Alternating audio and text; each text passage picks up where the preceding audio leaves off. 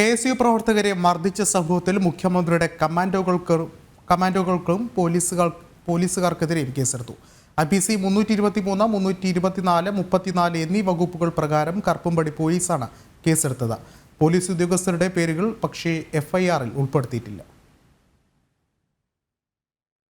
നവകേരള സദസ്സിനെതിരായ പ്രതിഷേധത്തിനിടെ KSU പ്രവർത്തകരെ മർദ്ദിച്ച സംഭവത്തിൽ മുഖ്യമന്ത്രിയുടെ കമാൻഡോകൾക്കും മറ്റു ചില പോലീസുകാർക്കെതിരെയുമാണ് കുറുപ്പുംപടി പോലീസ് കേസെടുത്തത്. KSU പ്രവർത്തകർ നൽകിയ സ്വകാര്യ അന്യായം ഫയലിൽ സ്വീകരിച്ചുകൊണ്ട് പെരുമ്പാവൂർ മജിസ്ട്രേറ്റ് കോടതി ഉത്തരവിട്ടതിന്റെ അടിസ്ഥാനത്തിലാണ് കേസ്. 4 FIR-കളാണ് രജിസ്റ്റർ ചെയ്തതെങ്കിലും ഇവയിൽ ഒന്നിൽ പോലും പോലീസ് ഉദ്യോഗസ്ഥരുടെ പേരുവിവരങ്ങൾ ഉൾപ്പെടുത്തിയിട്ടില്ല.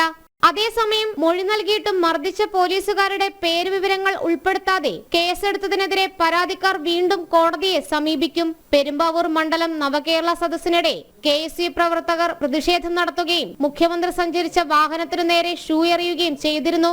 ഇതിനിടെയായിരുന്നു പോലീസിന്റെ മർദ്ദനം. ജനം, കൊച്ചി.